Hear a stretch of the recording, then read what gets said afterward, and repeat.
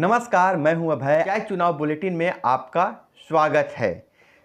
तो डालते हैं नज़र आज की सुर्खियों पर। तो दूसरे चरण का मतगणना समाप्त के कगार पे है और हार जीत का फैसला हो गया है, लेकिन नल जल योजना में छल में डूब गई मुखिया की नाव। 82% मुखिया चुनाव हार चुके हैं। और वहीं अगर नज़र डालें अन्य सुर्खियों पर तो सभी जिलों के हम चर्चा करेंगे कैसे कैसे है। उसके बाद हम एक खबर और आ रही है, मुखिया पूर्व बिहार का आईपीएस की मां बनी मुखिया। आईपीएस की मां बन गई मुखिया। वहीं पुराने चेहरों से नाराज, दिया नयों को ताज। 34 जिलों के 48 प्रखंड में 692 पंचायतों में मतगणना की समाप्ति के कगार पर है। उप मुख्यमंत्री रेणु देवी के भाई की हार, जिला परिषद के लिए आजमा रहे थे किस्मत। वहीं मुजफ्फरपुर में सुरक्षा कर्मियों ने दिव्यांग प्रत्याशी को रिक्शे से उतारा, फिर हाथ से घसीटते हुए मतदान केंद्र तक पहुंचा। और फिर हम नजर डालते हैं कि नामांकन देने आई महिला मुखिया प्रत्याशी ने किया ऐसा काम कि चली गई जेल। नामांकन करने आई थी और मुखिया प्रत्याशी जेल चली गई। मुजफ्फरपुर में हंगामा के बाद लाठीचार्ज, जमुई में मनरेगा मजदूर बन गई मुखिया। जेल में बंद बुलेट बाबा उर्फ आशुतोष दूसरी बार बने टिकारी के लाव पंचायत के मुखिया। पंचायत चुनाव में मिली हार तो प्रत्याशी ने वोटरों का रास्ता रोका, फिर बरसाई अंधाधुंध गोलियां। मधेपुरा से एक खबर आ रही है। और हम अगर अन्य खबरों पर नजर डालें तो एक बहुत बड़ा अपडेट है। अपडेट यह है कि जो बायोमेट्रिक प्रणाली है उसको दुरुस्त करने का निर्देश दिया गया है, क्योंकि इस बार जो बायोमेट्रिक प्रणाली में थोड़ी सी खराबी आ गई थी। हालांकि बिहार में यह सफल रहा है। अब हम चर्चा करना चाहेंगे कि आखिर क्या है महत्वपूर्ण खबरें। तो महत्वपूर्ण खबरें में सबसे पहले हम चर्चा कर लेते हैं कि मुखिया जी कैसे हार गए, कहां से कितने मुखिया जीते हैं।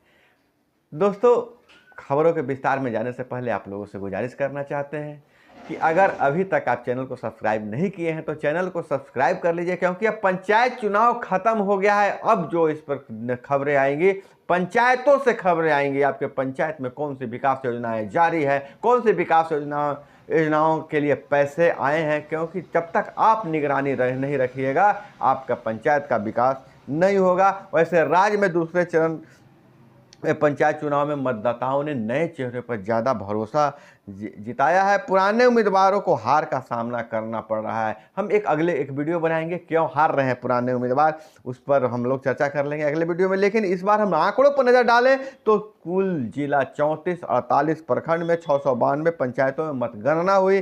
वहीं रोहतास के 8 में 8, नौहट्टा के 11 में 10 सीट पर नए उम्मीदवार नए मुखिया चुने गए। बेगूसराय के भगवानपुर में 15 में से 14 को सीट गंवानी पड़ी। पंचायत समिति सदस्य में 21 में से 20 पदों पर नए चेहरे आए। यह बेगूसराय की बात है। नालंदा में 12 मुखिया का चुनाव, जिसमें 7 नए चुने गए। राज्य में 12 महिलाएं हैं। मोहनिया में 4 ने कुर्सी बचाई, जबकि 5 पर नए चेहरे काबिज हो गए। सिवान सदर प्रखंड में प्रमुख व प्रमुख हार गए। हाजीपुर में मुखिया व जीप पदों पर 90% नए चेहरे। नवादा में मतगणना जारी होने तक 70% नए चेहरे को मौका मिला है। बक्सर में 19 में से 15 नए चेहरे पर लोगों ने भरोसा जताया है।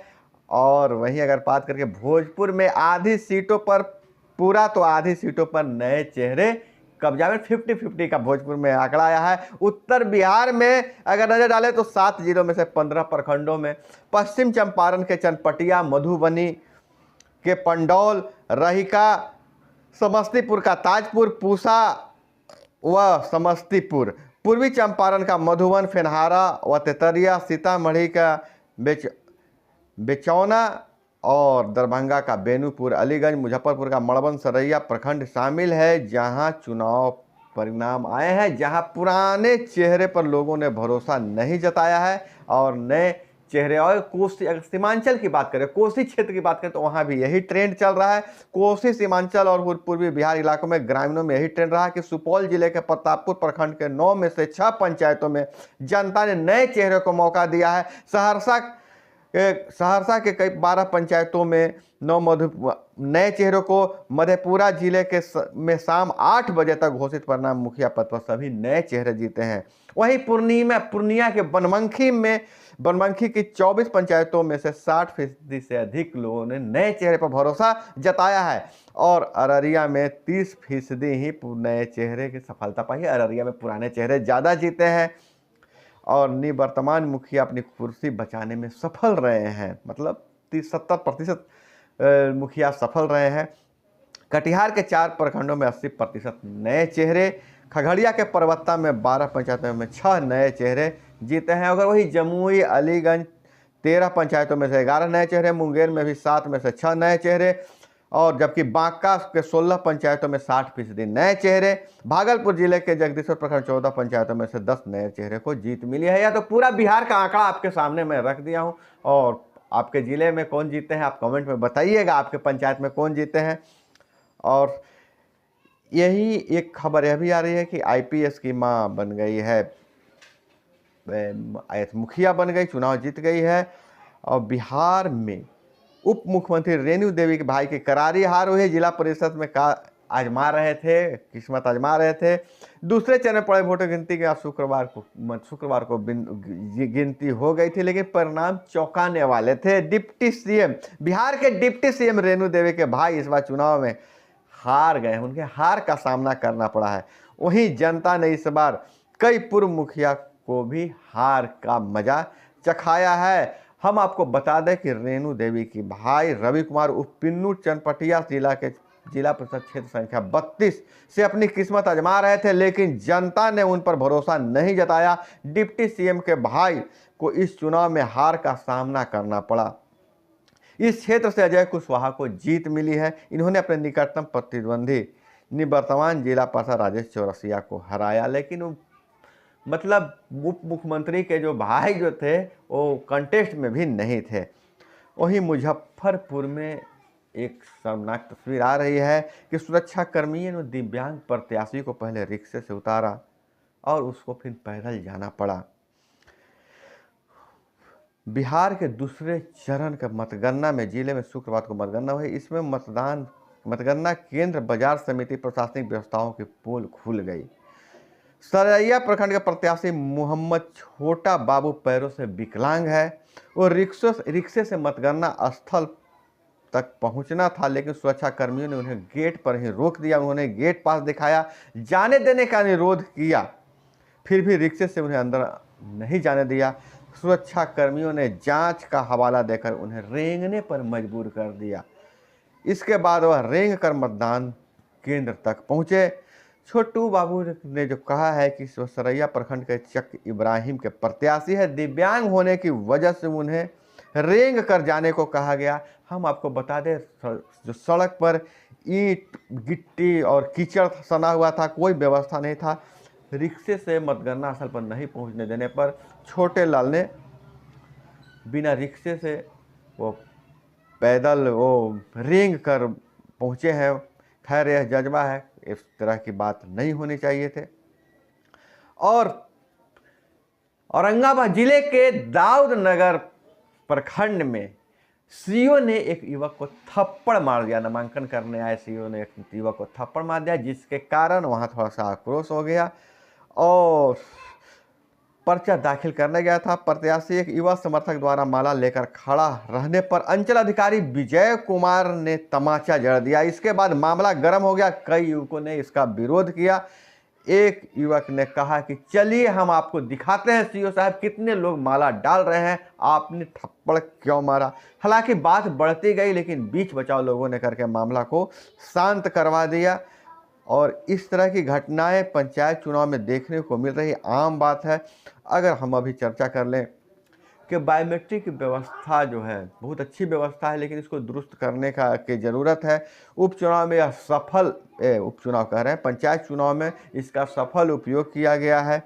आयोग के दिशा निर्देश पर पहली बार पंचायत चुनाव में दौरान वास्तविक मतदाताओं के पहचान को लेकर बायोमेट्रिक का प्रयोग किया जा रहा है। आयोग ने विभिन्न जिलों के पंचायतों में चुनाव के दौरान पहले व दूसरे चरण के मतदान में बायोमेट्रिक मशीन का कार्य नहीं करने की शिकायत मिली थी।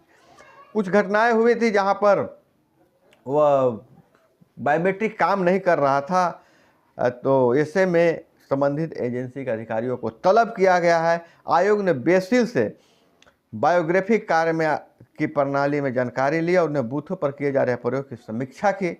आपको हम बता दें कि दूसरे चरण के मतदान के दौरान विभिन्न जिलों में स्थित बूथों पर बायोमेट्रिक का प्रयोग विफल रहा, क्योंकि 29 सितंबर को मुजफ्फरपुर में एक उदाहरण मैं दे रहा हूं, विभिन्न बूथों पर मतदाता लाइन में खड़े रहे लेकिन बायोमेट्रिक काम नहीं करा। और एक बड़ी खबर यह भी है, आपको बता दें कि चौथे चरण के चुनाव के लिए 75,808 नामांकन पत्र दाखिल किए गए हैं और इस नामांकन की तिथि अब समाप्त हो गई है।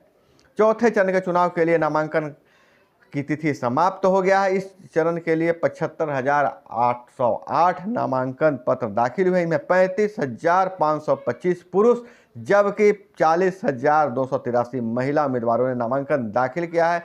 पांचवें चरण के लिए अब तक 24,643 नामांकन पत्र दाखिल हो गए हैं। चौथे चरण का नामांकन खत्म हो गया है। पांचवें चरण के लिए 24,643 अब तक नामांकन हो गया है। धीरे धीरे और नामांकन की प्रक्रिया बढ़ेगी।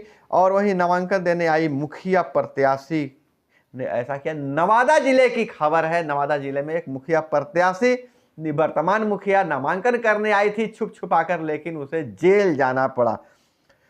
मुखिया पद का नामांकन दाखिल करने आई एक महिला प्रत्याशी को चुनाव से पहले जेल चली गई। पूर्व मुखिया शाहीन खातून पर 7 निश्चय योजना के 66 लाख रुपए गबन के आरोप है। शाहीन खातून गुप्त रूप से छुपते छुपाते नामांकन का पर्चा भरने आई थी, लेकिन पुलिस ने गिरफ्तार कर लिया। मामला नवादा जिले के अकबरपुर प्रखंड के माखर पंचायत का है।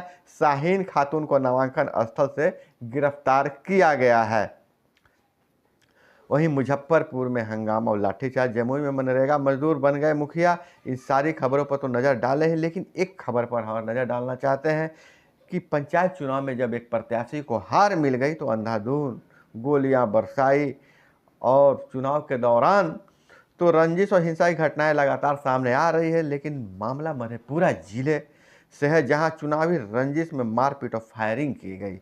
जिले के सदर प्रखंड के सहूगढ़ पंचायत के जानकी टोला के वार्ड सदस्य का चुनाव हारने पर प्रत्याशी के परिजनों ने ग्रामीणों के साथ न केवल मारपीट की बल्कि 20 से 30 राउंड तक गोली चलाई और जो मतदाताओं का रास्ता भी रोक दिया।